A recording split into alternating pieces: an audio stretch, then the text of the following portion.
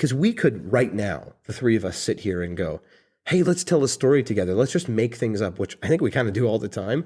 But we could be like, hey, let's just tell a story. Levi, pretend you're this person. Jude, pretend you're this person. I'll be this person. And then we go, what are you doing, Levi? And Levi goes, well, I'm going to run down the street with a gallon of milk and drink it. And then Jude's like, well, I'm going to go steal the gallon of milk and then pour it all over myself. And then I'm like, well, I'm going to go stop you two and spread the gospel or something. You know, we could just... Whoa. I don't know, right? You can do whatever you want if you're just making up a story. All right, Matt, roll the intro.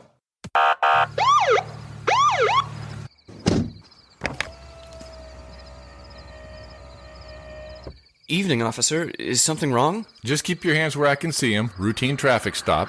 We got reports of someone driving under the influence. You know anything about that? No, I'm only under one influence. What's that? The influence of Jesus. It's time for Under the Influence. Yeah, we don't want to do anything to scare your children.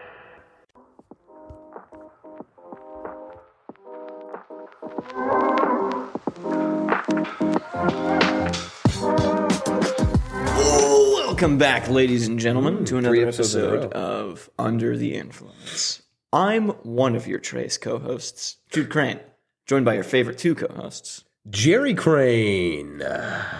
Levi Thiessen. We're brothers. The more reserved. Oh. Yeah. Today. Anyway, I'd like to welcome all of our listeners personally. I'm excited to have you here. I'm going to get close to the mic so you can actually hear me. And let's kick it off, Jerry, with some news about our Patreon. And News? I mean, nothing's changed, but the fact that we have one. If you would like to, support us, support what we're doing here with this podcast, with future podcasts under the banner of Christian Influence Past and podcast. everything. Yep, and everything that Christian Influence is seeking to do.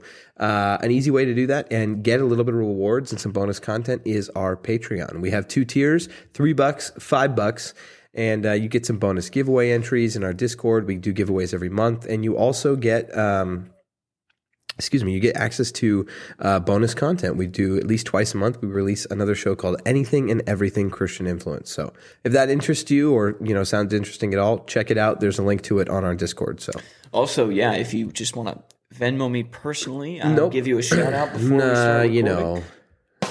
Nah. Nice. Thanks. I love. You really don't like the sound and then effects. Waiting No, for you because to search for it.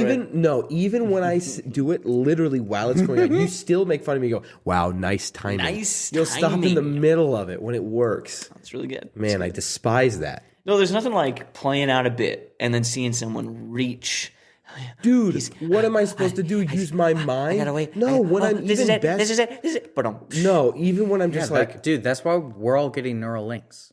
that's why when you're talking, most times I will just not go, here we go. I'm going to use the touchpad. No, I just look at you and I continue. And We have to edit out all of the heavy breathing of him. Where's the laugh track? How was that for timing? All those people are dead. Yeah, most of the laugh tracks were recorded in like the 1920s, and most of the people. That is true. Dead. The original laugh track box, nobody actually knew how it worked. That's true. And there was a lot of There was money. a box? yes. There What were is that? 2 people that were able to use it and repair it. But use it? Was it a machine that It just was made a laugh sounds? literal soundboard, box that yeah. had all of these knobs and stuff that they would plug in, and then they would use it for all of the sounds. Were Nobody they recordings actually of knew actual laughter? Or just Yes. like weird things that made that sound? No, recordings. Okay. There's just like a bunch of weird reeds that they would pull that would go, Seth Rogen. But like the first show it was introduced But that's on, like how they could make so many unique laugh tracks, quote unquote, because they would have different groupings of laughs that were going on at Really? the same time. Yeah. So then this might just be one of those.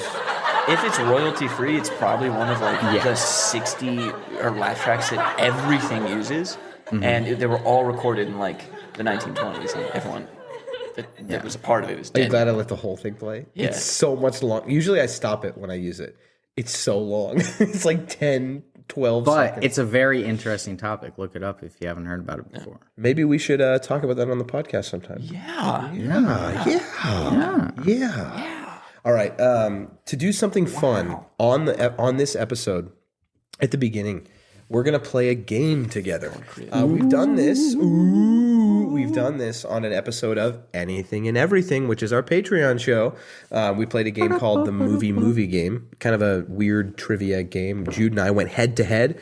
I won't spoil who won, but it wasn't me. I just spoiled who lost. Yes. There was only 2 people playing. Whatever. We're going to play another game. This is a game that I think should translate actually better over audio. The video portion of this is almost unnecessary entirely. Boring. Just boring. And so ugly. the way You have this to look game at works, because Levi, you've never played it, right? We talked about this earlier, so I need to explain it to you. There are... Those are cards. Oh, why are those blank? There are cards. They have individuals on them, the white cards. These are people. They're what we're going to call fighters, right? Martin Luther King Jr. Okay, that could be a fighter that's listed on one of these. I was going to give some examples, but thank you for jumping in. You're welcome. Some of the examples are things like Paris Hilton. Maybe. I don't think she's in here. Vincent D'Onofrio. Not a real person. Terminator, a grizzly bear, a honey badger, a giraffe, a street fighter. Okay, so you get the concept, right? These are some random individuals, and for the purpose of this game, these are your fighters. So we're each going to get 3. What? We're each going to get 3 of these. I thought it'd be fun to play a game on the podcast because that's, a lot of what we do in fellowship with one another. Don't read those out loud. In fellowship with one another on Christian Influence on the Discords, we play typically video games. I got Martin Luther King Jr., Vincent D'Onofrio, and the other one I said. That's crazy. That's lying. Paris Hilton. Like that. Okay, so you got 3 fighters. Now I'm going to shuffle up this other deck. It's the black cards. I got one that's incredibly powerful, but I think it would just be kind of boring. Okay, then don't use it. So these cards are, I believe, attributes. What is Dude, you look like a who. Yeah, a who. Your eyes are so red. You're trying so hard not to laugh right now, and you're sucking your bottom lip underneath your top lip, which is now purple. Your entire face is red. You look like you're gonna explode. Dude, let it out, man. Okay, so these are attributes, and they have things on them like can't stop laughing, shoots laughing gas, armed with a chainsaw, armed with ghost pepper spray, throws a spear. These are weapons, attributes, whatever, of your fighter. Are you okay? Yeah. All right. Yeah, rein it in, pal. So we're each going to get 5 of these. Let me deal these out real quick. Ooh, he's dealing them. What do you have, 4? I lost count already. He's going clockwise. I'm so pathetic. What your goal here is going to be, and I don't know how many rounds this will play, at the very least 1. You're going to look at your possible fighters. And, I did this wrong already. You're not supposed to look at your attributes. Oh, I already looked at them all. All right, let me get you new ones. You can look at your fighters. Give me your attributes back. All right. One of my attributes was bad. Like inappropriate? No, it just said easily distracted by shiny things. It wasn't even like a good thing. Yeah. That's funny. One of mine was on a Segway. It's because there's 2 ways to play this game. We can randomly do it where one person draws a card and then another card, and then that's their fighter, and they're just stuck with it. But the way we're playing it is you're going to be dealt some things, and you get to try and build the strongest fighter you can. So the purpose of the game is you're going to use one of these fighter cards, these individuals. It could be Terminator, it could be a grizzly bear, it could be a honey badger, whatever. And you're going to present one of those, and we're going to go around at each presenting one, and we're going to spend a little bit of time with our opening statements or arguments, like a court case, about why our fighter would win, going back and forth, right? We've kind of done this with like comic book characters before, but for those of you that don't really like comic book characters and that entire segment was really boring and you just had to slog through it, this should be a little interesting because it's entirely random. If you have a card that says pick a comic book character, you can do that as well. But where we've debated whether Spider-Man or Batman would win in a fight, these cards basically simulate random characters of our own creation. So you'll present one of those in a second. We'll kind of debate a little bit. Then we'll all get 5 attribute cards, and you'll pick your favorite of those, apply that to it, and then we'll see if we can settle the debate, right? So don't look at these attribute cards. Just let them sit in front of you for now. Okay. How will I pick my They're favorite so one? tantalizing. The reason is you're supposed to, independent of knowing the synergetic possibilities of your attribute cards from these, you kind of have to be stuck with the fighter you choose, and then you get to look at the attribute cards and have to try and find one that makes sense. Oh, okay. Does that make sense? Yeah. Okay, so, and then if we can't settle it, we can shuffle up one of these random location cards. Because that could change the fight entirely. And then if still we can't settle it, we can throw in a situation card. But we'll see if that even becomes That's necessary. brilliant. I can't shuffle. All right. So let me look at my 3 cards. Pick a fighter. I've already chosen. You guys had the benefit of while I was explaining and shuffling cards to look. Oh, wow. There's an objectively... the ones Jude's throwing away are Turtle and Mad Scientist. Okay, hold those for a second. It would be funny, actually, if we reveal the ones we're throwing away. I'm going to throw away Saber-toothed Tiger. What? Dude, I have Do you a know clear how big victor. those were? Dude, I have a... Dude, Big. I've seen Ice Age, Jude. Yeah, it doesn't do it justice. No, it doesn't. Still, you don't see what else is in my hand. Mike Tyson. Also throwing him away. Whoa! He bit a guy's ear off. So have I. Oh. Levi threw away Sumo Wrestler and... pick a comic book character. Yeah. All right. We ready to present our fighters? Levi, go ahead. Woolly Mammoth, you chose to throw away the saber-toothed tiger, my natural predator. And I'm glad I did, because mine is Hercules. Son of Zeus. Woolly Mammoth went extinct before Hercules. Hercules won't stand a chance What? against a woolly mammoth. All right, Jude, just present your He fighter. never had to guys fight are one. both He going only fought down. a tiger. Because I've got the power of Canada. I am a hockey player. Okay, well, I think Hercules wins. No, you haven't seen the rage of a hockey player. I'm pretty sure Hercules has seen the rage of 10,000 hockey players. No, hockey wasn't invented then. Oh, good Yeah, point. little misconception. Pooh, I lost. All right, we choose synergies. We choose sin. We choose. All right, so you got some attribute cards. So you And can if choose there's a one. blank in First of all, I mine- really do think Hercules wins in this example already. Woolly Mammoth, he killed the fleece mane lion. Woolly Mammoth is nothing. And a hockey Mammoth's- player's got a stick and some balls, or a puck. Nice observation. No, all the hockey player has to do is hear a foul being called, and he'll snap Hercules. He's like just a twig. man. Hercules is half god. You think a hockey player is just a man? Yeah, he's from Canada. He carries the great maple leaf on his back. All right, I got mine. Okay. And if Dude, this card is so funny. let me see these. It says figuratively on fire, ... and literally. Which, as we've discussed, literally can also mean figuratively. Yeah, So, so it just means figuratively, maybe. Yeah. Figuratively. But it literally means the other thing. I needed my character cards that I discarded back. Oh, because one of yours gets like an ally or Yes, something? it might, maybe. All right. I think I'm ready.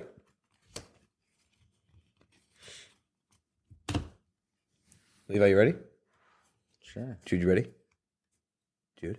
Hey, Jude. Let me just.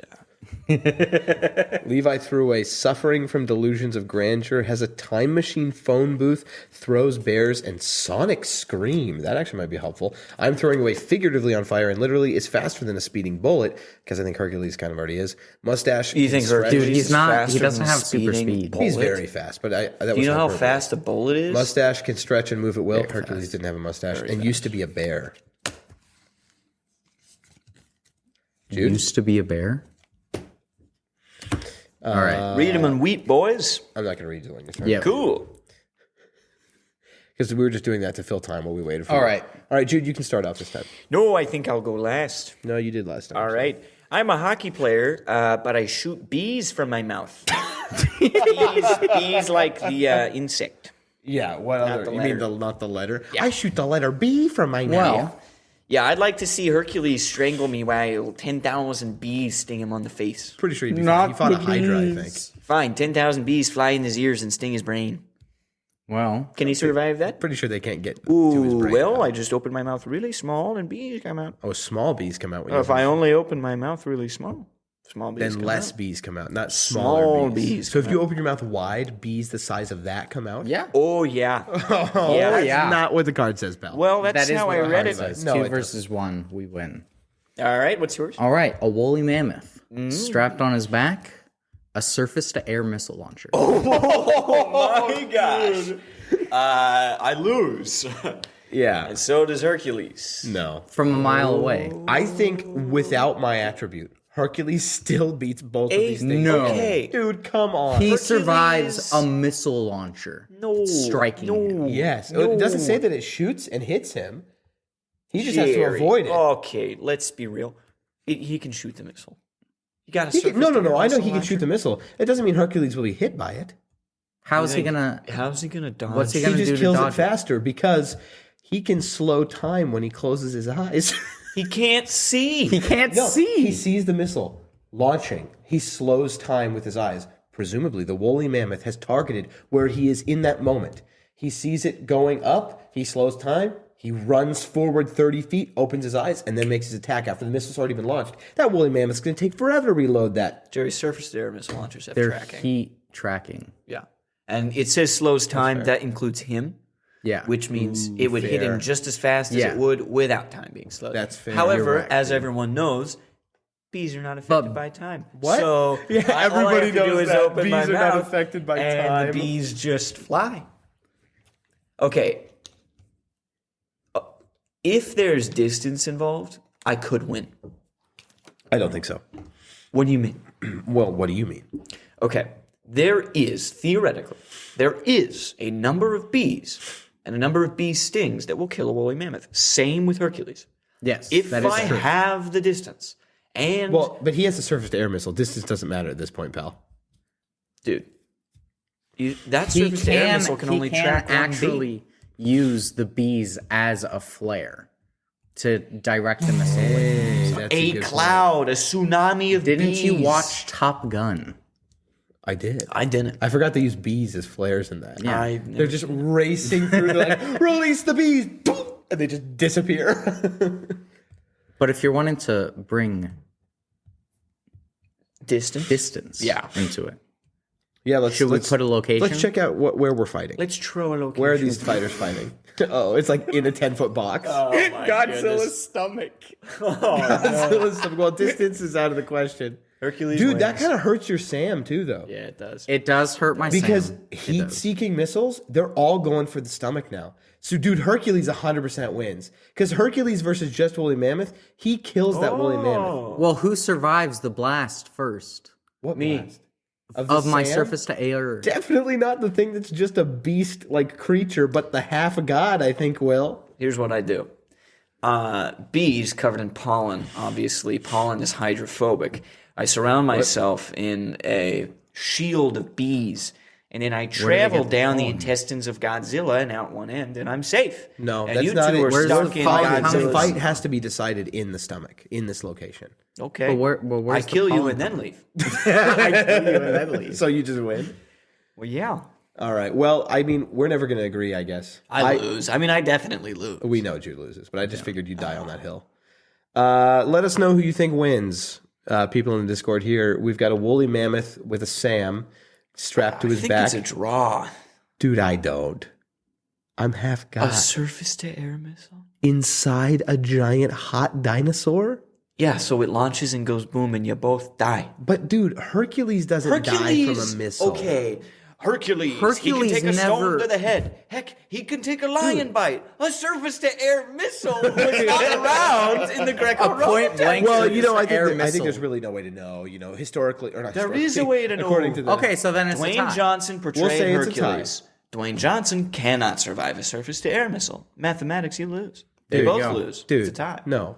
Brandon Roth portrayed Superman. Brandon Roth can't be shot in the eye and survive, but his character did. Obviously, in the fictional world, the characters are different than the actors. Has Brendan Roth ever been shot in the eye? In that movie, he was. Your And character's he fiction, survived. mine's real. Mine actually exists. Yours never did. Mine is alive in the stomach. Yours is not. I win. Yeah, that's a stupid argument. Surface-to-air missiles. The never stomach existed. isn't real, pal. It's Godzilla's stomach. So you exist. This is still fictional. My point was But that I exist inside of nothing. You Oh, wait, that don't doesn't exist inside No, of nothing. it doesn't No, matter. Levi, My that point doesn't. was Hockey that- players don't exist. All right, let us know in the Discord who you think wins: a woolly mammoth with a surface-to-air missile strapped on his back inside Godzilla's stomach, or Hercules who can slow time when he closes his eyes. Which that part really doesn't matter. All right, you want Once to play more. Once play one more Once more into the dark or whatever. into the we got it. Into the night. Once more onto the. And maybe this time we can use one of the bonus furthermore proceeding scenarios. into the night. Oh, I almost dealt them face up. Show us which one you're gonna pick, loser. Dude, I got a turtle, a mad scientist, and a hockey player as my choices. Those were that was terrible. Dude, mine were great. I was gonna jokingly just pick Mike Tyson instead of Hercules, the obvious demigod. Mike Tyson could murk Hercules. That's hilarious. Dude, him with the Sam. He could support it.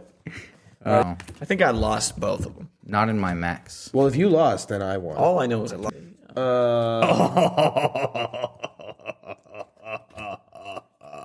I got 3 dumb options. I got 4 terrible ones. One of mine Where'd you get says fourth something. one? You gave me 4, so I'm I did. Why'd you give him 4? I didn't mean to. Well, I got 4. How did you give him 4? I don't know. I don't know, but I'll take it. This one's going to start with Jude, by the way. But one of mine is just it says something, but it doesn't exist. My significant other. Don't. So I'll have no fighter, and I'm giving up assassin. What's up? Nothing. Okay. And I'm throwing away a cheetah and a Gross. grizzly bear. 2 animals. Yeah. Ooh. Animals don't fight. All right. Mine does. Before you look at those. Mine does Mine does. Before you look at those. I already know what I'm doing now. Okay. Oh, shoot. He's going first. Wow, I saw what you have. That's a bummer. Yeah, I'm Good thing not you can't intimidated. change. Go ahead. I'm a honey badger. One of the most vicious animals alive. Not even Cool. a joke. Pretty cool. Yeah, pretty cool. Loch Ness Monster. Oh, out of water though. The thing is, though, both of yours are Depends on fictional location. creatures. the honey badger. No, but both of yours are creatures. Mine is the Terminator. A cyborg from the future. I'm a cyborg from the future. I think there's a clear winner right now. No. Mine is Terminator with horrible self-esteem. No, just kidding. Which Terminator? You have to decide now. Well, there's one that's objectively more powerful, which is the liquid metal one. Wrong. If he was Hang objectively on. more powerful, he would have won. That's literally what I was about to say. Don't cut me off. But in theory, I should say, should be more powerful. But if you look at the movies, Arnold always wins. Because he has humanity. Because he has humanity. So obviously, it's Arnold. Good choice. Which movie? Dark Fate. Terminator 2. Terminator 2. The best, At his one peak of the best performance. movies Yeah. ever, I might Yes, say. literally. Okay. Dude, I got the worst. Not figuratively, things. literally, but literally. Literally, one of my Literally, favorite literally. movies of all time. Should I choose no legs? He's really into fonts, so he's just me and Tim. Shoots glitter. One time, Tim and I had a discussion about what our favorite font was. I bet you none of you listening have had that discussion with anyone. Because you're not as cool as us. Yeah, you can take that trophy, pal. It wasn't a trophy. It was literally to say it, Got that it, it was got it. ridiculous. Comic Sans. Has represent- tiny T-Rex arms. Dude, all of mine are bad, and the only good one is really not that great because it's just a bunch of... Okay. Mine makes mine different. Mine makes mine... I had can only move by backflipping, has tiny T-Rex arms, is really into fonts, and has horrible self-esteem. I had the one covered in You gasoline. don't have your shotgun. What? No. You're just the Terminator. You're just the Terminator. You're just the Terminator. You're the Terminator It's fine. as He doesn't is. need a gun. Good. All right, Jude. He can use anything as a weapon. What's the honey badger got? What does the honey badger Give got? me the ones you're not using. Well, you might want to be asking, what do both the honey badgers got? Because I can create a hologram of myself. So not real. It doesn't do anything. A distraction Okay. for the Terminator to attack while I rip But the his Terminator jugular could out. easily see through that. The honey badger don't care. You think the honey He's a badger cyborg from the cares? future. Okay. Go ahead. Levi? The Loch Ness Monster. that can leap over tall buildings in a single bound. Terrifying. That's so terrifying. That's really So he's just scary. like flop, just boom. But when he gets over a building and he's not in the water, he's just like, Well, no, but he can still bound. it's so gross. All right, mine is Terminator. I gave him I an can ability. summon an army. First of all, just think about that. Of- I get an army of internet trolls. So it's a bunch of just losers. get him with our keyboards and our Tina. We're gonna get him. But hey, I get an army, and I'm the Terminator. Dude, I can squash your army with the Loch Ness Monster. You guys ever seen a honey badger? You can't squash an entire army with a Loch Ness monster. Boom, boom, boom, boom, boom. Okay.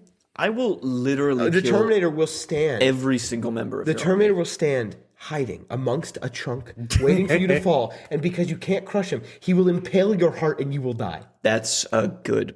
Well, no. As soon as he sees you coming down, he stands straight up, He can be crushed. but not by a Loch Ness monster. How heavy is the Loch Ness monster? Well, Look it up. Look it up. What? Okay, you're right. It's based on a Jude dinosaur. hates when I look up anything, and this is the most unobjective I thing don't to hate look it. up. I hate it when you look up the definition of something and go, it only fits within the parameters But I've of literally, Webster's I've definition. literally never done that. You just did it. Just now. Get wrecked. When? Just now. When? You looked up the definition. You're right. I've literally never looked up a definition and said it only applies when you do. Did it. I only ever look up definitions so that we can all agree what we're talking about. This is prime Christian influence content. Weight Okay, of I just want to say Loch the Ness. army of internet trolls is a bunch of pudgy guys, and a honey badger would murder all of them. You're about right. 7,000 kilograms. You might crush the Terminator. I think I would crush the Terminator. You might crush the Terminator. You're All right. dead. Well, this has been a long segment. Let us know in the Discord who you think wins. Terminator with an army of internet trolls, Honey Badger with a clone, or no, with a hologram Honey Badger. Jude's had the worst of all of them so far. Well, listen to this. If you kill the Terminator, which happens immediately, then I can just rip out the jugular of the Loch Ness Monster. Because Good. honey badgers do that all the time. Yeah, to Loch Ness monsters. Two other honey badgers. And what's a Loch Ness Monster but a hairless, big honey badger? True. That's very true. Yeah. I mean, what am I but a hairless big honey badger? A human with hair. A human with hair. Behold, the honey badger. Okay, Behold a man. It was only fitting that we started this podcast with a bit of a game. That was fun. Actually, I had fun with that. One more? No. Okay. No, we're 36 minutes in. I got such terrible cards. Maybe off the recording we can play. Cool. No, but I found that fitting, right? We did this on purpose because we want to talk about another game. Jude pulled a random card and it was K-pop star. Oh, man. And Levi pulled Leprechaun. You win even and I pull Forrest Gump. I win hands down. All right. Back to reality.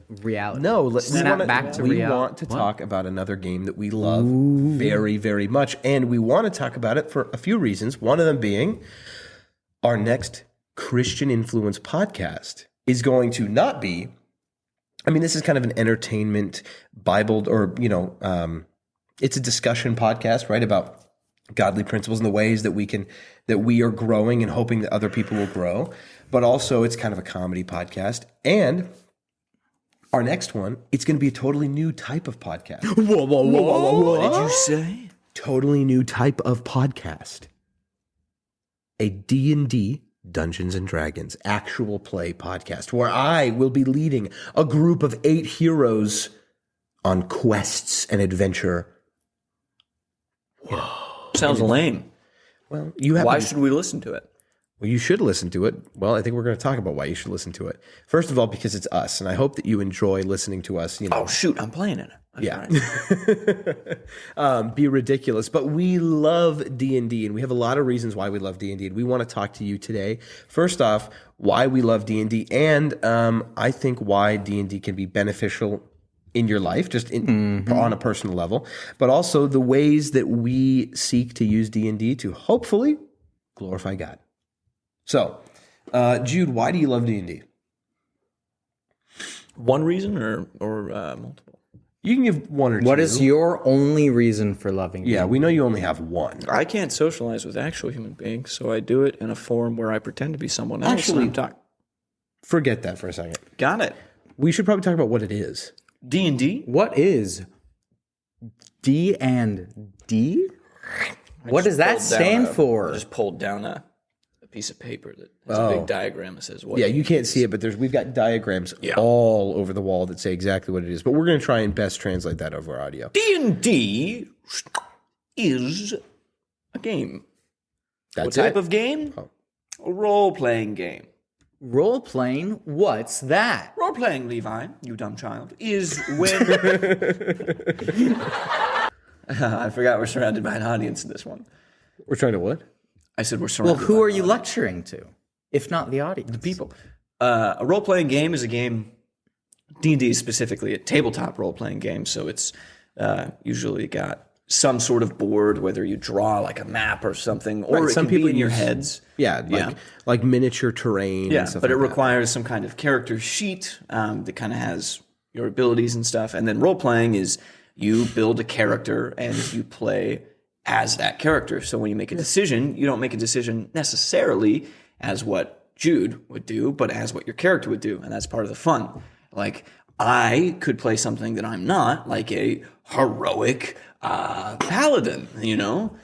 Yeah, so think like Instead of being the cowardly Jude, he would be this heroic paladin going think through kind life. of like improv theater, right? Yes. You're given a character, like we might be playing an improv game or something, and I say, Levi, your motivation or the character you are in the scene is, a heroic sword-wielding fighter, and Jude, you're some sort of, mage or whatever, right? And this is in the fantasy realm because D&D is a fantasy game. For those of you that play video games or games of any kind, I mean, you'll be familiar with things like Skyrim and maybe Dragon Age and things like that. But- Minecraft. and for you guys not. yeah, books and media. You've got Lord of the Rings, and things like that nature, right? But it's a fantasy genre game. The way I would describe it best, first and foremost, is it's a role playing game. Those elements that you brought up, like boards and character sheets, important. But at the heart of it, it's a role playing game where you basically act out characters like you would in maybe theater or something like that, right? You're acting, but you are acting the decisions that they make and stuff, and it's all a group storytelling effort where you are imagining together. So it's run by one of the players called the Game Master. And the Game Master will come up with scenarios and stories and things of that nature to present to present the other players with. Those other players are all playing individual characters of their own creation, and they usually have some sort of abilities, whether that's, different maneuvers they can do and fighting techniques, or since it's fantasy, like magical things that they can do or whatever, right? And then the Game Master will present you with like scenarios and storyline beats and quests and things for your characters to go do. And that Game Master will also play all of the other like non-player characters that they might come across, and they get to act as if they are all these people, right? So it's a group storytelling effort, all sitting around a table, which that's one of the great things about it, is it's something that friends can do together at a table in person, but you can also do it online. A lot of people do, but the way we play is at a table with each other. And then the thing that turns it into a game, right? Because we could right now, the three of us sit here and go, hey, let's tell a story together. Let's just make things up, which I think we kind of do all the time. But we could be like, hey, let's just tell a story. Levi, pretend you're this person. Jude, pretend you're this person. I'll be this person. And then we go, what are you doing, Levi? And Levi goes, well, I'm going to run down the street with a gallon of milk and drink it. And then Jude's like, well, I'm going to go steal the gallon of milk and then pour it all over myself. And then I'm like, well, I'm going to go stop you two and spread the gospel or something. We could just... Whoa. I don't know, right? You can do whatever you want if you're just making up a story. But the element of D&D that turns it into a game is when you're presented with these story beats or these opportunities to do things, and you say what you want to do or what you want to try and do, there is usually an element of challenge introduced. So if Levi's playing a character and I say, hey, a dragon attacks you out of nowhere, go ahead and defend yourself. Or what are you going to do? And you say, I want to fight it.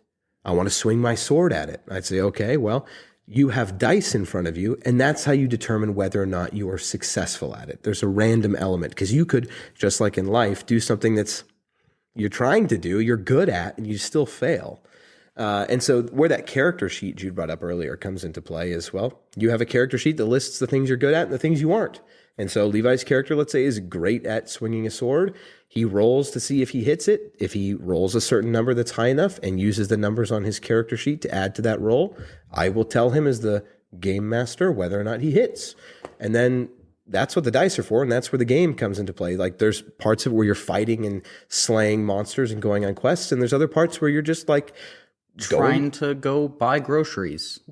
Yeah. Like, literally. Yeah, sometimes. Or you're like, running a business or in the game, or you're doing negotiations between a council and a king and trying to stop a war from happening and negotiating between two warring factions. And you have to try and persuade people and explain, the different sides of an argument or something. And so there are skills involved that you roll to see if you're successful at that with too.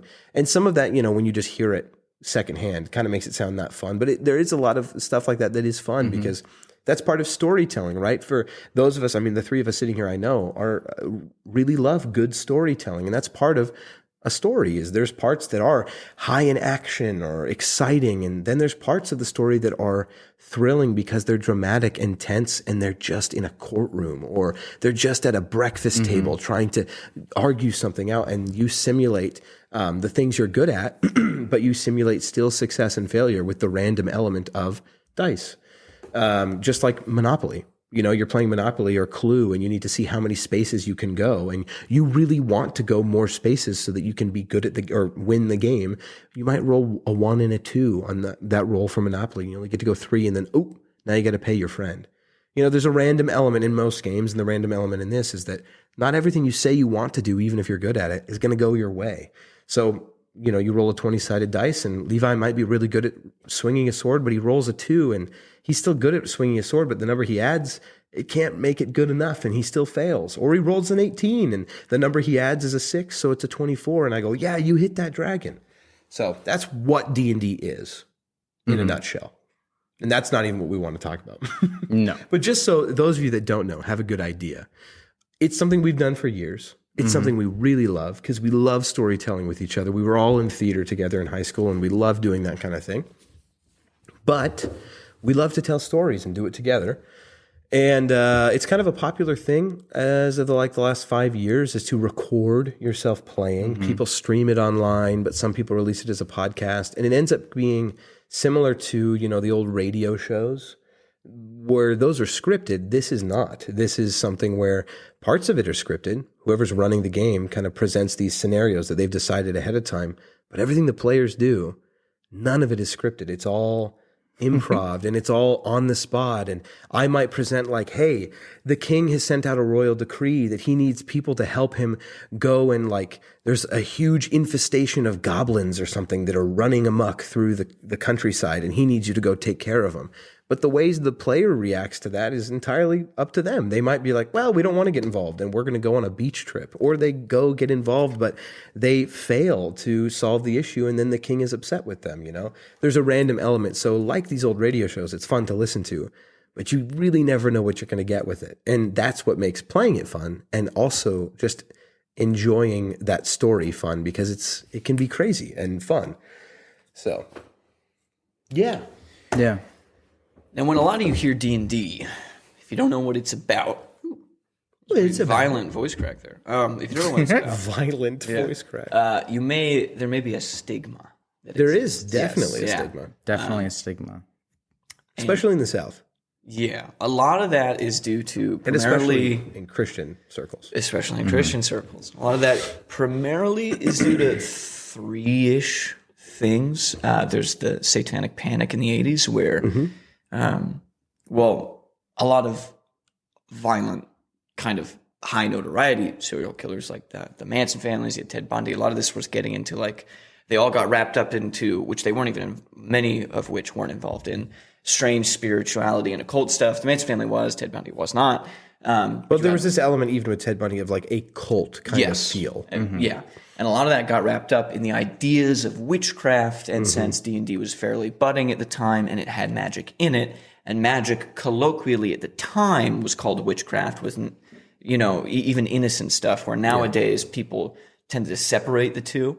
That wasn't really a thing. Some do. I mean, some do. It's but important it to especially wasn't done back then. I did my senior project on this about how Dungeons and Dragons was not only not in and of itself satanic, but it was actually a great form of therapy for a lot of children who have been through trauma and children who suffer from really intense and very real like social anxiety and stuff like this.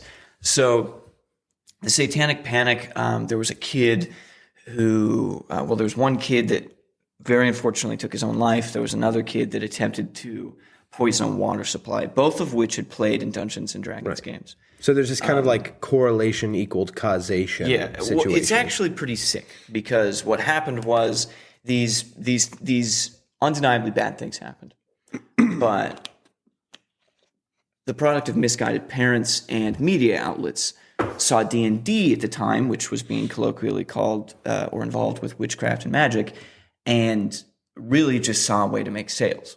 And so they plastered Dungeons and Dragons on the face of everything. Which, I mean, everybody can see that happen in like culturally. Yes, that happens all the time. History, Things that are connected, like causation, but not, what is that saying? Correlation, but not causation, right? Things that are correlated, but have no causation with each other, but makes a good headline, right? Yeah. So the Satanic Panic, people plastered D&D over these really sad and unfortunate things that happened when they were correlated, but had no causation between each other. You have to look at that's why that saying is a thing, and it can be used quickly and overly used. But there was also a widely popular comic series published by. Yes, it's a strange. Well, no, what I was saying is about correlation and causation, though, too. You have to look at what the thing is. That's why you can quickly be like, well, correlation does not equal causation. Yeah. But the reason that's even important is because you have to look at what the thing is that you're just quickly claiming is the causation, and actually observe what that is. Like break it down and see oh, actually, you know what? None of these things actually lead to this situation. That wasn't being done. Yeah. There was a comic series by Jack T. Chick about kids that played in a D&D game hosted by a Wiccan woman, and their characters died in the game, and they were like, no, what if I sacrifice a living animal and you'll bring my character back in the game? Which is a little insane. Yeah, I mean, that was hyperbolic. It was this extremely hyperbolic, and if you read it now, it's actually borderline comedy unintentionally. Yeah, it's almost satirical. It's almost satirical, but unintentionally. And it's parents would read it, they'd get scared because this D&D was again still budding and not a lot of people knew.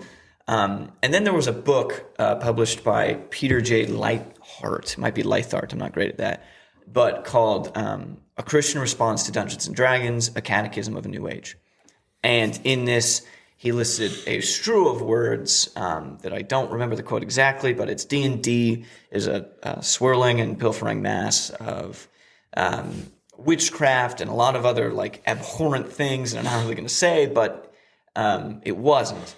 And this book is made a mockery of nowadays, and even Peter J. Leithart himself nowadays has said, "I wish all the copies of that book would be gathered up and burned because it was a hastily made accusation of a game that has nothing to do with a very real thing that was happening during the 80s, which was a kind of occult spread." There was a spread in youth of occult mesmerization and interest in satanic things, but it did not correlate, nor was it caused by Dungeons and Dragons. So all that kind of swirled into this mass, and now people, rather than look into it, they take what they saw or heard in the 80s and what is it when you just take purely from personal experience and then anecdotal, and they take anecdotal evidence and say D&D bad.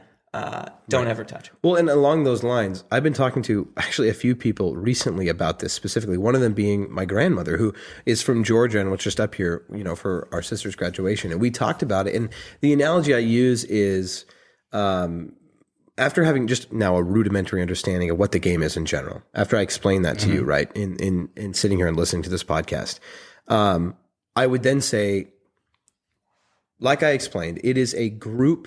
It is basically a method or it is a system for a group of people to tell a story, right?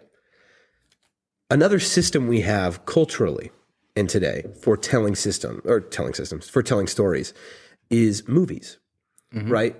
Movies follow formulas, but they have rules in which how you make them. Now, some people think, part of making movies is breaking those rules, and that can make movies good, whatever. But movies are a system of rules and ways to tell a story. And if I told you, hey, Levi, wow, somebody is just racing down the street outside. Well, it's that Nissan Z from California. Yeah, it's those drag racers from a couple weeks ago. It's those drag racers. I'm telling you about them. They're driving up and down the streets. So if I told you, Levi, hey, I firmly believe all movies are satanic. And if you watch movies, it's satanic to do that. Heaven forbid. Right. Now, you might say, well, what? And I said, no, all movies are satanic, and they're from Satan, and all movies are a tool that Satan uses to derail the Christian. What about, like, The Prince of Egypt? Well, I mean, it's a movie, though. So it has to be Fantastic that. movie, Now, the reason I might be saying this is, well, okay, hang on. Before you come up with some of your crazy examples, Levi, I'll tell you why. There's this movie, and it's called, I don't know, Antichrist. Whoa. Or something. And this movie, in it, it's pagan. It glorifies and shows evil rituals and sinful acts, and it doesn't apologize for them and say that they're bad. It encourages you to then turn around and go do these terrible things like sacrifice and rituals and all this craziness. And also it has just depravity. And it not only does all this, it tells you to do it. And you and I agree, right? That movie would be terrible. That movie might be satanic. Would we agree? Absolutely. That specific movie. Yeah. Well, that thing is a movie, though. And so you can't watch any movies because that thing used this system of storytelling for evil. With everything, there is a touch of nuance. And I do want to acknowledge it because if you hear my hyper-consolidated senior project spiel and then go pick up a Dungeons & Dragons source book or adventure module and you read it, I'm not going to lie. Dungeons & Dragons is owned by a company called Wizards of the Coast, and they've published tons of different adventures you can play, different source books, and different books that basically contain what would be lore for the universe that adventure takes place in. And so there's a god of justice, a god of nobility, a god of righteousness, but there also comes with a god of death. And sometimes there's these, there's like a god, something that is evil. I don't know, a god of like, or there's like demons that they provide stat blocks for, and they provide stat blocks like the health and the attacks of like a devil character. And that is in the game. It is published material. Now let me finish, Jerry. All right? I'm not done here. Well, I mean, you kind of cut me off, to be fair. I did. But Dungeons & Dragons, just like a movie, just like any form of storytelling, it's a toolbox. It is giving you all these things for you to do what you want with them, play how you like. Every single Dungeons & Dragons book you pick up will almost annoyingly tell you that, and remember, Dungeons & Dragons is a game that you make it. If you don't want this, if you don't want that, play with the game you like. Dungeons & Dragons is a system for storytelling. A system for storytelling. A game probably everyone knows about is Minecraft, and I think probably everyone would agree it's a harmless game about blocks and block people. But if I have a server on Minecraft where I'm leading like occult practices, or encouraging like drug use, and no bueno. Yeah. So it doesn't mean that playing Minecraft, period, though. No, what we do is we take these tools, just like any other game, and this might sound like we're sitting here like being really defensive and super apologetic, like, like people that are typically guilty might sound. No, I'm just trying to give every shred of evidence I can for the reason why Dungeons and Dragons, especially in the way we're using it, is in no way harmful, satanic, or anything at all. I want to get that out of the way before we, talk about the good things. The things we're doing with it. Well, no, because especially in Christian circles, when I've brought it up, it is met with. I mean, in high school we dealt with this, but also just when my grandma was in town, she was like, "Whoa, what?" And just by me telling her, "Oh, well, I've played that for years, and it's one of my favorite things to do," she turned and said, "Well, okay, well, if you do it, then I trust it must be fine," because she's like, "You wouldn't do anything bad," which I appreciated the sentiment. Which makes but sense also, for a grandmother. Can't expect everyone to just. But also at the same time, it's like, no, I also want to tell you why I do believe it's okay. I don't want you to just be like, because what if I take was my doing word for it. what if I was doing something terrible? But no, I mean, like I was saying earlier with movies, though, you can have these movies that are horrible examples of they're using the tools given to them to tell stories, and they're telling terrible ones, and they're doing bad things with it. They're glorifying sin, and there are people who have, I'm sure, used Dungeons and Dragons, a game about storytelling, to tell not edifying stories, but not only not edifying, evil and encouraging evil with them. Just like people have done with books, movies, and every form of Video entertainment. games, every type of game. Exactly. Radio broadcast. Podcasts. Hey, you're listening to a podcast right now, and there's a ton of podcasts about Satanism and stuff. So, it's just that there are forms of storytelling, and the point is that people typically hear the words Dungeons and Dragons and go, Satanism, or there's demons, or but really it's the game part of it, the story that is being told, or the thing that you partake in when you play D&D, is whatever your group of people you're playing with make of it. And they use the tools that it provides, like dragons and wizards or stat blocks for things like bears or lions or tigers. Oh my. That was terrible. No, it provides it just provides a system of rules for you to tell stories in a gamified way. And we just say that at the front of this, right? This long explanation to explain how it is often very misunderstood. And it is immediately written off by people who have no idea what it is, number one, and have not done any research into the truth of these crazy stories they heard growing up, especially from their parents or whatever. When in actuality, I mean, if you see no wrong in things like Narnia or Lord of the Rings, it's no different. For magic alone, there's those sorts of things in both of those. But these are fantasy stories being told in movie form. We can tell those exact same stories with D&D. Yeah. It is just another way to do it. You might even argue Except that it's better because you experience it. Yes. The published stories that Wizards of the Coast are releasing, you might argue that, hey, well, I don't like the stories they're releasing. I don't like the way they portray magic or certain decisions. Hey. I mean, guess what? You by no means even have to use those. The game that Jerry, I, and Levi have played in for 8 years has been entirely created and manufactured by Jerry. You by no means have. Well, by all of us, by taking part in the storytelling. But the world was set up by Jerry, and then we have transformed it into what the world is now. Yeah, so we're not playing in Middle Earth from Tolkien's world of Lord of the Rings, and we're not playing in the Forgotten Realms, which is the world, the official world Wizards of the Coast publishes. World. And we're not playing in Narnia. We're playing in a world of my creation called Valhumgard, which is just this fantasy world, and we tell stories in it. And the characters they played for 8 years, which is long in the community of D&D. If any of you listening have played, that's a long campaign. Too long. Too long. But no, we became connected emotionally to these characters we were playing, and that they were playing, I should say. And I mean, the ones I was portraying, I was connected to emotionally as well. But we had 8 years of this game, and that's a long time. But we were playing it in a world of our own creation, right? So this just speaks to that, how if you're playing it in a group, it is what you make it to be. It is not like you are bound by Middle Earth or Narnia or whatever world, right? But no, I think we should speak to some of the good that it has. Absolutely. I think Jude touched on this earlier.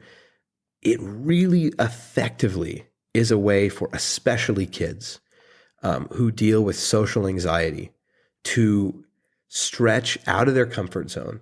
And the way I have explained it to people before is, well, most often now, a lot of people in schools, even Christian schools, are forming D&D groups with kids to teach them social skills. And it gives them a place where, because it's a story that you're telling and you want it to feel realistic, there are real consequences to the characters you're playing in the story and to the characters around you, real consequences for your actions that you can explore and quote unquote simulate, or also just like discuss without them actually happening to you. So like that kid who's always terrified of speaking up because he feels stupid or whatever he will say people won't take seriously. He gets to experience speaking up as this character in the story for what he believes is right or she believes is right. And they might be met with vitriol, or whatever. Or they might get to experience that, wait, hang on, I spoke up and people listened to me. And that fear they have, or they're always afraid of trying something or being courageous, and they get to play a character. They get to pretend that they do something courageous and see the positive and negative consequences for it, and they learn in this simulated story that you're playing through, right? Yeah, role playing has been used, and there's even when we hear the word role playing, even I who play Dungeons and Dragons, there's like that sounds kind of silly.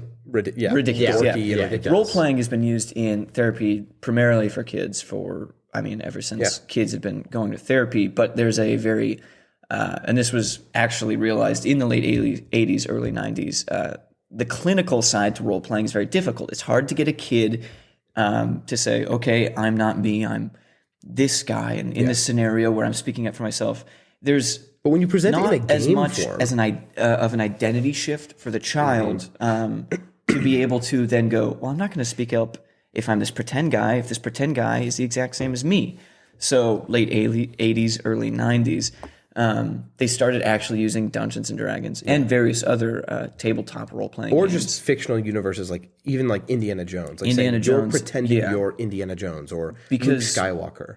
You don't start with the tough decisions. When you start with this character that you've made, that has attributes that you like about yourself, but then you get invested in it.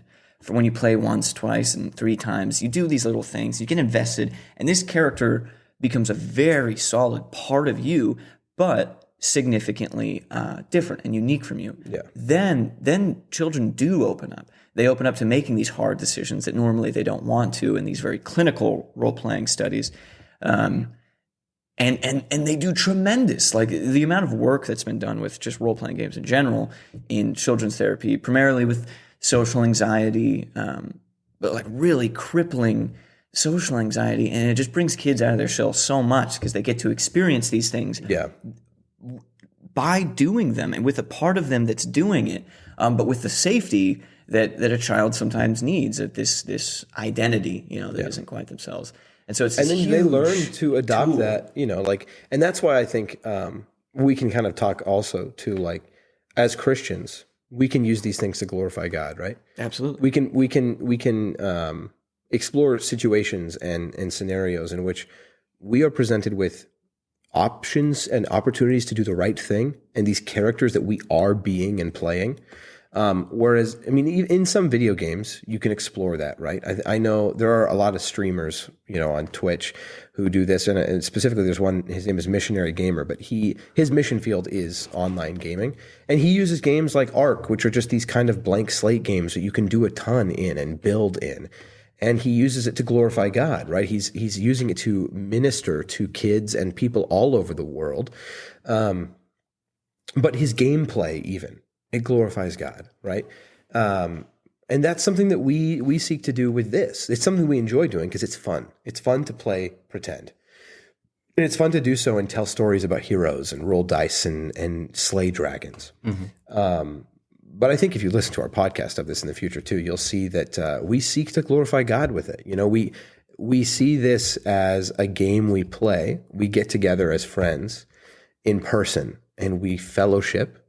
We laugh and joke and talk about our week, and we eat dinner together, and then we play a game. And then in that game, we seek to glorify God with the story that we're telling. Just like you can do, I mean, Narnia in a way. Some of it is watered down, especially the movies, but it seeks to glorify God with its story, right? Absolutely, yeah. C.S. Lewis is he's a Christian, and he's talked about how his stories are these amazing analogies for really important, I think, Christian messages. And personally, I mean, this is anecdotally, but right. I talked about last episode when I was younger, finding it hard to kind of stick up for myself in environments where I didn't want people to, like say certain things or do certain things. And I got to literally practice that because I'd meet with a group of people that were all Christians, and we'd always try to pray before each game, and we'd fellowship with each other. And I got to play a character named Carlor. It sounds ridiculous, but I'm very attached to this character. And I got to play a paladin who's like a knight for a god, and I devoted myself to this, the God of order and righteousness and justice.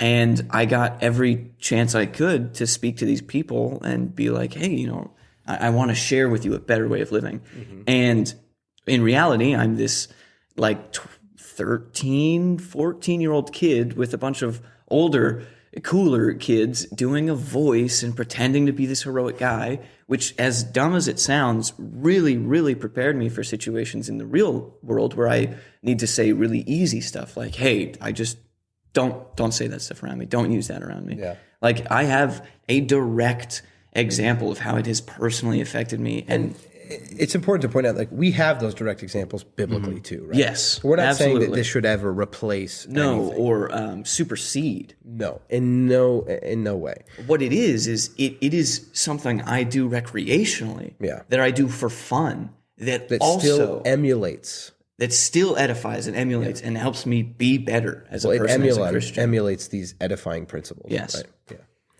Yeah. No, I mean, and sorry, Levi, were you trying to say something earlier? No? Okay, sorry. I thought you were. I wasn't trying to just put you on the spot. But, no, it is a lot of fun, and like you said, we pray before every game. I mean, there's been times we've forgotten, right? But that's something that we're really, really trying to. Well, actually, we've made very important to us, right? Because I think also it doesn't matter what you're doing. Right? It doesn't matter if you're playing D&D, if you're getting together just to have dinner with your friends. Yeah. I think it's important when believers get together to stop and thank God, number one, for the opportunity to get together and do something you enjoy, whether that's just seeing your friends, whether that's playing a game, the opportunity to get together and fellowship. And then thanking God for this thing that you enjoy doing, and then ultimately asking God to give you wisdom and so that you will glorify Him in what you're doing. I mean, if we can't glorify God in the things that we love doing, it's going to be real hard to glorify God in the things we don't love doing. Absolutely. Right? Yeah. I mean, yeah. And in those times, especially when we're doing things we don't love doing that are hard, we really have to be glorifying God. We really have to be setting good examples. It doesn't mean we get off the hook when we're doing things we do enjoy. I mean, there have been times where I'm playing video games or doing something else, and I'm like, oh, I'm wasting my time. Or I think back on that. I'm like, I just did something that, I found fun, but was I really considering, first and foremost, glorifying God? Or was I actively not glorifying God in my actions while doing those things? And so, I mean, you have to be thinking about that in the things you're doing. And this is just something that we do for fun, but moving forward in our lives especially, we've been talking a lot about how we can glorify God with it. And I think for us, one way we want to tell stories that are edifying and emulate positive Christian values. If we were making movies, which we have, they were terrible, but they're on YouTube. I'm sure you can find them. Don't try. Please don't. No, but I mean, if we were making movies together, I think our goal, our direction, even if they weren't explicitly movies about the passion of the Christ and stories like that, if they were just like funny movies, they should seek to emulate godly principles. And so moving forward, especially, that's something we're really focusing on, especially since we're releasing it as content and a form of entertainment, right? So the way we've all kind of talked about our game, even if we weren't releasing it as a form of content, we really want to make sure that we are always focusing on the story that we're telling is glorifying to God and emulating these godly principles. But also, because we're releasing it, we want people to listening to it, to be able to see that in it and to be able to experience these stories that are emulating godly values. And that speaks to a verse, right? There's a verse. I mean, there's a whole lot of context to this verse specifically, but I think it's used often because it is very universally applicable. But 1 Corinthians 10:31, says, so whether you eat or drink or whatever you do, it doesn't say when you do specific things that you'd like or dislike or whatever. It says whatever you do it all for the glory of God, right? I mean, whatever you do, it's referring to anything and everything. The things you love and the things that you hate, or the things you enjoy doing, the things you don't enjoy doing, whether you're eating or you're drinking. I mean, it says that specifically because the context is talking about thanking God and eating food sacrificed to idols, if I'm correct, right? But whatever you're doing, I mean, it's talking about that context, and then it goes over to whatever you're doing, do it all for the glory of God. And I think the message in that we kind of wanted to get at too, is we talked about D&D a lot, but D&D is something that we love to do. Mm-hmm. It is something that we do often. And we also love telling people about these incredible stories and experiences we've gone through. So that maybe around the table. Yeah. Just like we also like video games. Yeah. Yeah. And not as much, but at least for me. Yeah. D&D is much better. And but we are hoping to share that with you all. Yeah. So we don't have to sit here for hours going over like well, that's one reason, yeah. Yeah. Yeah, yeah, it's something that we really enjoy. We've enjoyed for many, many years. It's helped us work through difficult situations that have gone on in our lives. If not for this game we play, there have been countless real big praises in our lives, but also real tragedies that because of this game that we would play, mostly weekly, we were together for. Mm-hmm. Not only, I mean, huge things in my life. I mean, wrapped up in kind of some of those things I talked about in episode 12, but other things in my life and Jude's and Levi's that have been going on consistently in the background of our lives when we're meeting regularly, but also finding out about tragedies then and there, and then still going, you know what? God has presented us with something that we love to do, that we seek to glorify him with. Why would we not keep doing it, even in the face of this tragedy? I mean, assuming it wasn't an emergency, that was taking us away from it. Yeah. But, and so like you were saying, it's something that we love to do, and we obviously want to share it with people because we love it, and we would love for them to do it as well, right? There's a group of recent graduates who all started playing the game, and I'm kind of living vicariously through this younger generation. Like, yeah, keep doing it, keep playing it because it's fun. Do it for the right reasons, but like I'm trying to sponsor them and like give them some material and supplies to use to play the game. But like, you make really lasting memories with friends that you love. But you're also together, and you're doing something that can be edifying and is fun, but you're also there together doing things like that when life goes on. Mm-hmm. And it is something that has been like a glue for us to keep us friends together. So it's something we love, and we obviously, like we said, want to share it with people so that they will try it, but also because it's something we love. We are actively working on keeping the focus on glorifying God.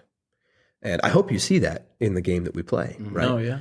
I mean, glorifying God and the fellowship that it brings between us believers. It doesn't do it justice just to say, but like you were saying, the memories I have shared both through myself and my character and his interaction with Levi and Levi's character are... I honestly can't begin to describe them, but they're just as real as they were for the characters as they are between Levi and I. And I think, I mean, we have a much stronger friendship, just because the stuff we've shared.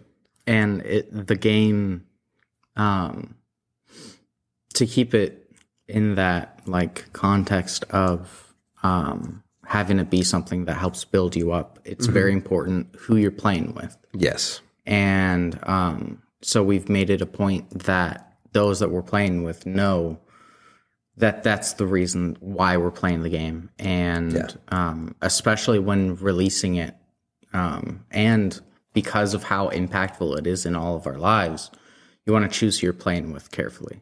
Yeah. I mean, that's like, oh, go ahead. Sorry. Yeah. And surrounding yourself with people that will build you up and not just use the opportunity to role play as someone else just to perform evil actions and deeds that they would be like want to do on their own. Yeah, just because it's pretend, we don't necessarily take that opportunity to do things that would be objectively evil or wrong because it's pretend, or whatever. It is an opportunity to still glorify God in the things that you pretend you're doing, right? Yeah. No, and I think the takeaway from this too for the listener, right, whether you play D&D or not, this is the thing that we as a group of friends love to do.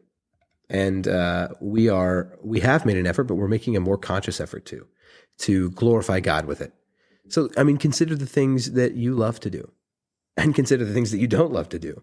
And keep that on your mind. Keep, 1 Corinthians, 10:31 on your mind. And everything you do, whatever it is, seek to glorify God. And if anything else, once we do start releasing it, it should be something that's clean. You can have on in the background that you don't have to worry about, like having really bad influences on the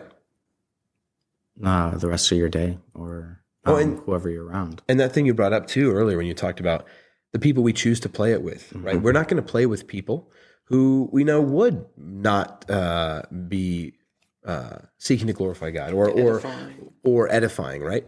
And that speaks to like earlier what we were saying about this game being like another form of storytelling, like movies or whatever, right?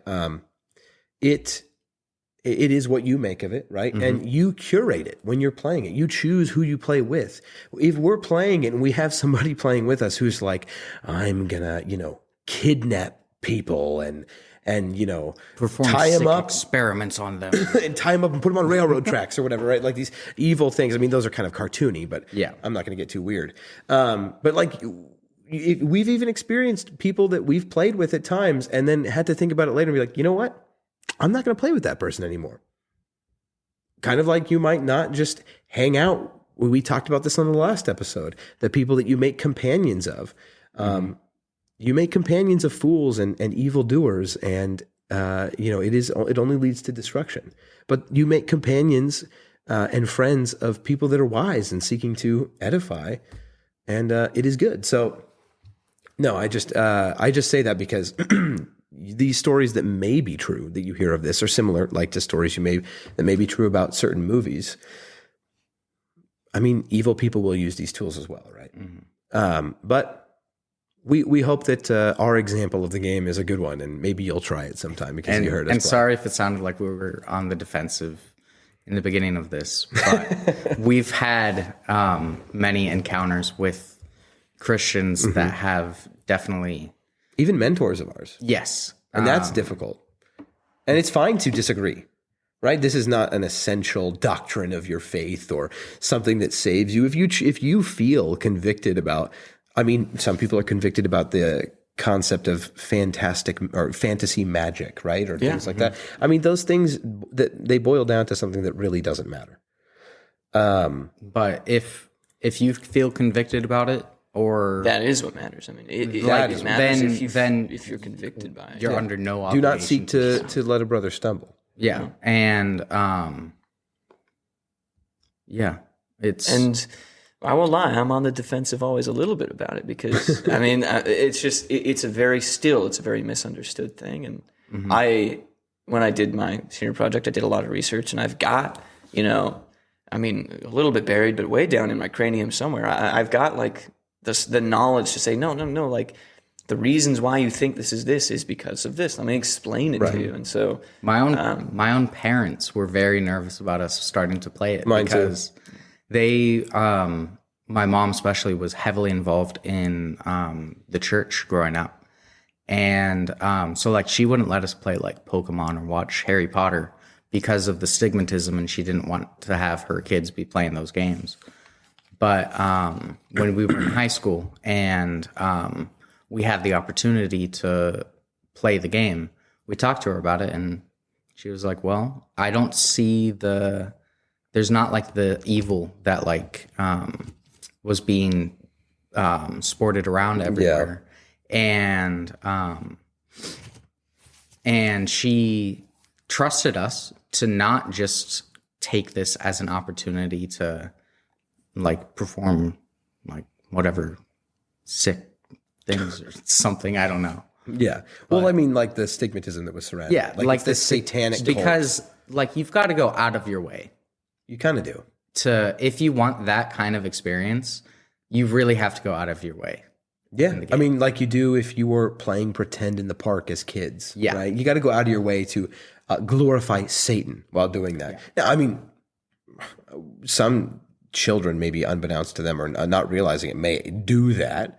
I mean, but I think that you talk to them about it. I mean, it's still, you have to go out of your way. Yeah, You don't go out there and like And you'll start find the hailing other Satan kids aren't very without- fond of the one kid that wants to tie the other ones up and throw them on the train tracks. Yeah, they usually don't like that kid. They usually don't like the No, but we were talking about that earlier, right? We choose not to just do things like anything like this, right? With people that are going to do that in it, right? We seek to play games and enjoy our time with people that seek to glorify God. So And if you want to take part in D&D, there are people that are looking for. oh yeah, that's great. There are people that are wanting to be a part of groups on the Discord, and there are people that are like trying to start up Some new ones. online We got games? very lucky to have our group and find them when we did, and Yeah. all stick together through all these years. But if you're interested, there are people on the Discord that are very happily like would play with anyone. Look at you. You keep bringing it back at the end of the episodes here about getting involved in the Discord. Well, I just think that having fellowship with fellow believers, or if you're not a believer, and having that influence of believers in your Certainly life, ain't gonna hurt. I think that that's pretty good. And I Agreed. think that it's something that if you don't have any fellowship with your brothers and sisters in Christ, that's not good for your spiritual life. No. And it will help you in the long run. And I mean, you're growing called close to to do these it, people right? and playing these games with these guys, I have grown so much closer to them, and I bring up hard things that go on in my life with them, and we pray and talk about it, and Yeah. There have been countless times where it's brought us much, much closer together. Yeah. And I'm very thankful that we started this group of friends playing playing board games around a table. Mm-hmm. I mean, there's been countless times where things in our life have come up middle of playing and we've stopped and prayed together, like you said, right? And then even been like, you know what? Let's all just go get something to eat and talk about this around the dinner table and stop playing. And there's been other times where we've just stopped and prayed and cried or laughed and rejoiced in something together and then kept playing. Yeah. Because it's crazy how often things in the game can mirror what's Can reflect going what's on going on in our life. Yeah. Yeah, that is weird, huh? But yeah. No, I think as we wrap it up here, were there any specific things we wanted to say about the game in general, or anything like that we didn't? If you're still wary, I encourage you look it up. Most sources now, I mean, everything you'll find will be fairly critical of the past, and you'll be able to look at everything in, not as it's happening in retrospect, and you'll be able to see With why hindsight. the game is not at the root of all these, evil things it was kind of accused of. I mean, and also like not to make this whole episode just an ad for something we're doing in the future, but I mean, kind of. Listen to us play it. Yeah. You'll get an opportunity. We're going to release the podcast, and it's going to be in this same community. We're not sure exactly when it's actually going to be able to drop. But It's in the relatively near future. We're kind of gearing up to start playing right now. That's why it's on our mind. Yes. We've been kind of gathering as a group and kind of, talking about it. So it's going to happen relatively soon. And when it gets closer, we'll announce it when we're ready to start releasing episodes. But like, not to advertise and say, hey, go listen to our other podcast, but listen to it and you'll see examples of Christians playing it. And then you can decide whether you think that, or try it or find a group of Christians that are playing it. It's fun. It is fun, and yeah. So if there's nothing else about the game specifically we want to talk about, is there any real quick as we wrap this up? We've got a couple more minutes here that we want to leave them with as far as encouragement or things to get out of this discussion other than what we've said, or final thoughts of things that we can get out of the discussion specifically, not necessarily just about the game, but we talked about 1 Corinthians 10:31, right? In everything you do, seek to glorify God. And don't just try, but do it, right? Yeah.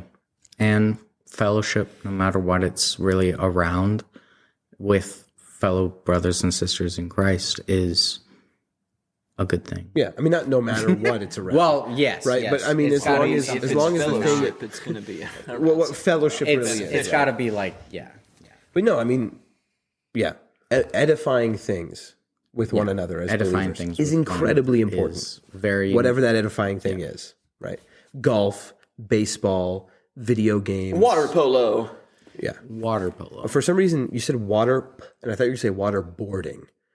No, very rarely is waterboarding edifying. Though There a few might be times. Historical examples. I mean, I know there was one time where I was kind of going down a dark path, and my dad just said, "You know what, son, I love you," and he waterboarded me, and I, put Came me back to on the right Christ. path, and I came back to Christ. That never happened. No, it did not.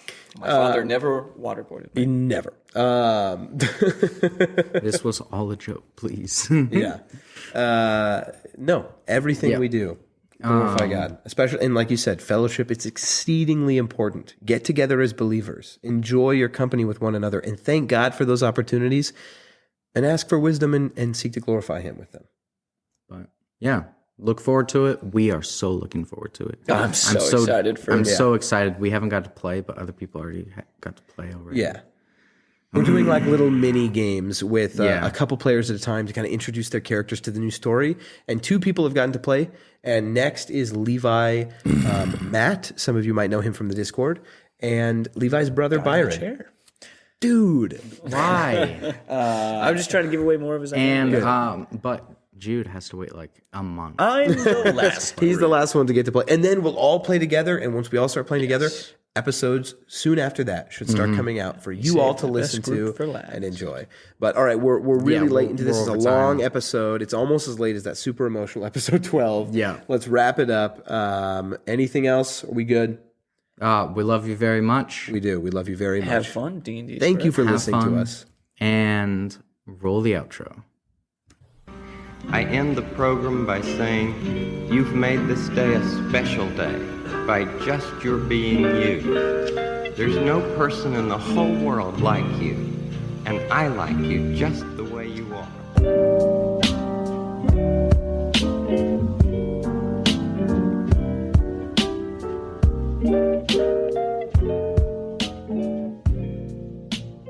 That's a good one.